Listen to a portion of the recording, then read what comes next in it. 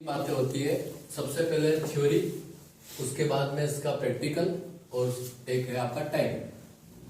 Practical और जो time वाली बात है ये कब समझ में आएगी, जब थ्योरी समझ में आएगी।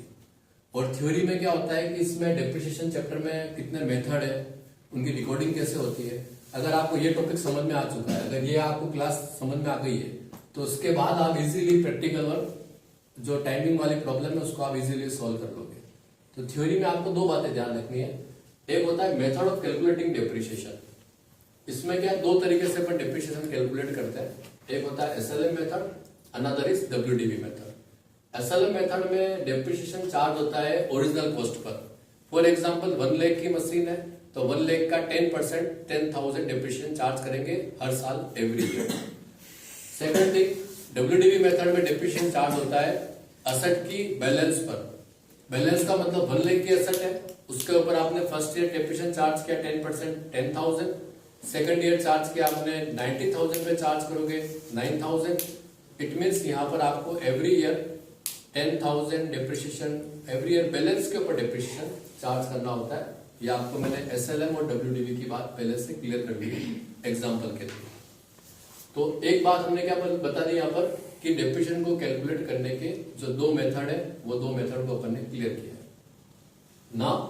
Method of recording of depreciation, depreciation को रिकॉर्ड करने के भी फिर से यहाँ पर दो मेथड है। एक मेथड है आपका charge depreciation to asset account, second method is create provision for depreciation account और accumulated depreciation account. Again I repeat, depreciation को रिकॉर्ड करने के भी यहाँ पर दो मेथड है। First is charge depreciation to asset account, second create provision for depreciation account और accumulated depreciation account. Charge depreciation to asset account के अंदर ओनली आप ओवरऑल आप 2 अकाउंट बनाओगे। वैसे तो क्या होता है सिंपल एक अकाउंट ही बनता है। ये अकाउंट इतना इंपॉर्टेंट और नेसेसरी नहीं है इतना, बट अभी स्टार्टिंग पॉइंट ऑफ व्यू से मैं तुम्हारे को जो ओवरऑल बात करी वो पूरी बता रहा हूँ। First method of recording charge depreciation to asset account, इसमें आपको क्वेश्चन में कभी लिखा नहीं होगा कि डेप्रिसिएशन को असेट अकाउंट में चार्ज करो। सिंपल लिखा होगा prepare machine account, prepare plant account, prepare furniture account, और उसके अलावा कुछ नहीं होगा। कभी कभी ऐसा भी आ सकता है prepare machine account and depreciation account, prepare plant account and depreciation account. तो इट मीन्स यहाँ पर एग्जाम क्वेश्चन के अंदर आपको कभी भी ऐसे नहीं होगा charge depreciation to asset. Question में क्या लिखा होगा, प्रीपेयर असेट अकाउंट और प्रीपेयर डेप्रिसिएशन अकाउंट। मतलब ओवरऑल 2 अकाउंट बनते हैं इसके अंदर। जब भी ऐसे 2 अकाउंट पूछ रहा है क्वेश्चन में, समझ जाना फर्स्ट मेथड है रिकॉर्डिंग का। और इसमें रिकॉर्डिंग करने का तरीका क्या है, old balance DR, new balance CR, sale CR, depreciation CR, loss CR. Loss किसका, जिसको असेट को बेचते हैं, loss on sale of asset, and profit on sale of asset DR. ये इसको रट लेना। Again I repeat, old balance of asset DR, new balance of asset CR, depreciation CR, sale CR, loss on sale of asset CR, and profit on sale of asset DR, and also purchase of asset DR। ये सारी बातें इसमें आ गई है। और depreciation account के अंदर 2 बात आती है। ये डेप्रिसिएशन आपने CR में लिखा है तो डेप्रिसिएशन अकाउंट के अंदर असेट आ जाएगा DR में, और CR में आएगा by profit and loss account. ये दोनों अकाउंट आपको समझ में आ चुके हैं। अब बात करते हैं इसका second method, create provision for depreciation account. यहां पर क्वेश्चन में 2 तरीके से क्वेश्चन बनता है। Asset disposal account not open, asset disposal account open. AD का मतलब यहां असेट डिस्पोजल है। Asset disposal account not open, asset disposal account open.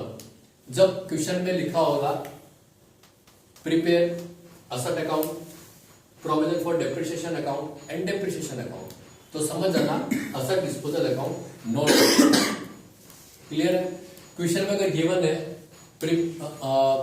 Open asset account, provision for depreciation account, asset disposal account और depreciation account, तो समझ आना कि जो हमारे प्रोविजन फॉर डेप्रिसिएशन का सेकंड वाला मेथड हमारे को रिकॉर्डिंग का करना है। मतलब तुम्हारे को क्वेश्चन के अंदर क्लियरली कितने अकाउंट बनाने उसके बारे में बताएगा ये।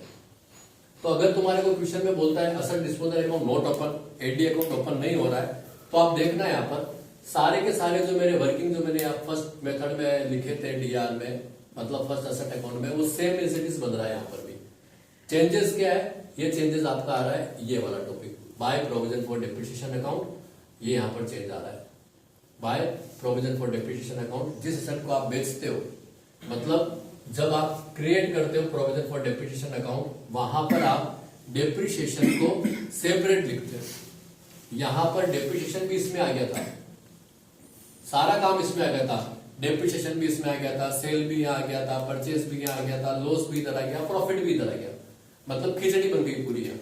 लेकिन यहाँ पर क्या है, यहाँ पर डेप्रिसिएशन को हमने सेपरेट कर दिया, वहां से डेप्रिसिएशन हट के इधर आ गया बस, और कोई चेंज नहीं है। ये पूरा अकाउंट आप चेक कर लेना, ये डेप्रिसिएशन जो यहाँ लिखा है ना, ये यहाँ से कट होकर इधर आ गया है प्रोविजन फॉर डेप्रिसिएशन अकाउंट के अंदर, मतलब डेप्रिसिएशन को हम सेपरेटली चार्ज करते हैं।